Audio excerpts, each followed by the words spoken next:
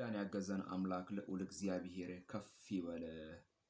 ዛሬም በድጋሚ በእግዚአብሔር ፊት በእግዚአብሔር ምሕረት በእግዚአብሔር ቸርነት በእግዚአብሔር በጎነት የእግዚአብሔርን መልካምነት የእግዚአብሔርን ኃያልነትና የእግዚአብሔርን ገናናዊነትና የእግዚአብሔርን ሁሉን ቻይነት ልናወራ እድሉን አግኝተን በእድሜያችን ላይ እቺ ቀን ተጨምራ ደግሞ መተናል፣ ነቅተናል፣ ከተኛንበት ነቅተናል፣ ከሄድንበት መተናል። እግዚአብሔር አምላክ ረድቶናልና ጌታ ለዘላለም ይባረክ። በማህበራዊ ሚዲያ ላይ እንግዲህ እግዚአብሔርን ቃል እናስተላልፋለን። ምክንያቱም ማህበራዊ ሚዲያ ለመልካም ነገር ከተጠቀምንበት በጣም መልካም ነው። በብዙ ቦታ ተደራሽነትን የእግዚአብሔርን ቃል ቶሎ ለማድረስ በጣም ፋስት ወይም ደግሞ ፈጣን የሆነ ነውና ስለዚህ በዚህ በፈጠረ ጊዜ ወይም መንቀራፈፍ ወይም ደግሞ መዘግየት ወይም ቀስ ማለት አይፈቀድም። ስለዚህ ሰው ማህበራዊ ሚዲያ ላይ ቀጥታ ሲገባ የእግዚአብሔርን ቃል መስማት አለበት። መዳን በሌላ በማንም የለም።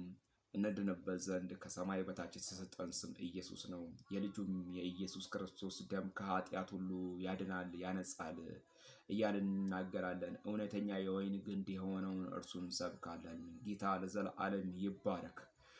በመጽሐፍ ቅዱስ ውስጥ ብዙ ሰዎች ውጤታማ የሆኑ ወይም ደግሞ በመልካም ስነ ምግባር ወይም ደግሞ በመልካም የተመዘገበላቸው ሩጫቸውን በመልካም ጀምረው በመልካም የጨረሱ እነ ሄኖክን ብናያቸው፣ እነ ኖህን ብናያቸው፣ እነ አብርሃም፣ እነ ይስሐቅ፣ እነ ያዕቆብን ብናያቸው፣ እነ ኢዮብን ብናያቸው በዘመናት መካከል እግዚአብሔር ራሱ መስክሮላቸዋል። ጻድቅ ብሏቸዋል፣ ፍጹም ብለዋቸዋል፣ ከክፋት የራቁ ብሏቸዋል፣ ለእግዚአብሔር የተለዩ ብሏቸዋል።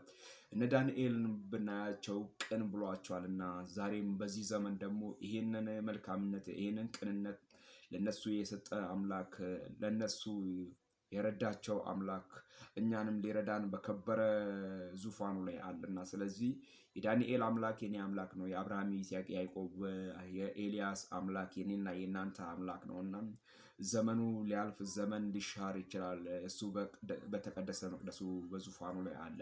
ስለዚህ ይህንን እግዚአብሔርን እናመልከዋለን። የእግዚአብሔርን ወንጌል ከፍ አድርገን እንናገራለን። መዳን በሌላ በማንም የለም እንላለን።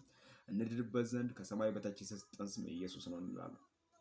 እኔ አንድ ነገር ለምነዋለሁ ጌታዬ፣ ሁሉ ነገር ይሄድብኝ፣ ግን የእግዚአብሔር መንፈስ እንዳይሄድብኝ።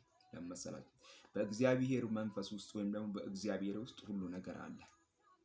ሰላም አለ፣ ደስታ አለ፣ እረፍት አለ፣ ጤንነት አለ። ሁሉ በሁሉ የሆነ ነገር ከእግዚአብሔር የሆነው ነገር ሁሉ በመንፈሱ ውስጥ አለ። ጌታ ለዘላለም ይባረክ። መንፈሱን ያልከለከለን አምላክ፣ በምንሄድበት መንገድ ከኛ ጋር የሆነ አምላክ፣ በአንድ መንገድ የመጣውን ጠላት በሰባት መንገድ የበተነልን አምላክ ልዑል እግዚአብሔር ዛሬም በተቀደሰ መቅደሱ ላይ አለ።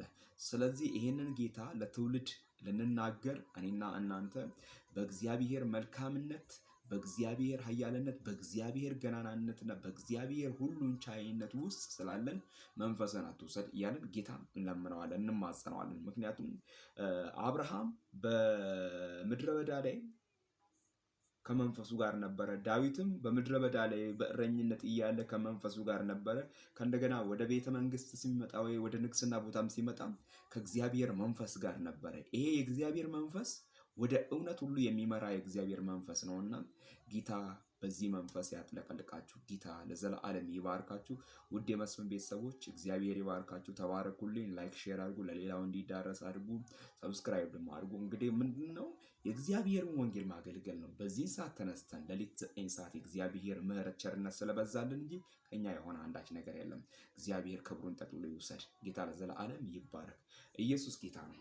ኢየሱስ ጌታ ነው ያለን ታላቅነቱን ለትውልድ እንናገራለን። ጌታ ለዘላለም ከፍ ይበል። አሜን። ኢየሱስ ጌታ ነው። ክብር ለእግዚአብሔር።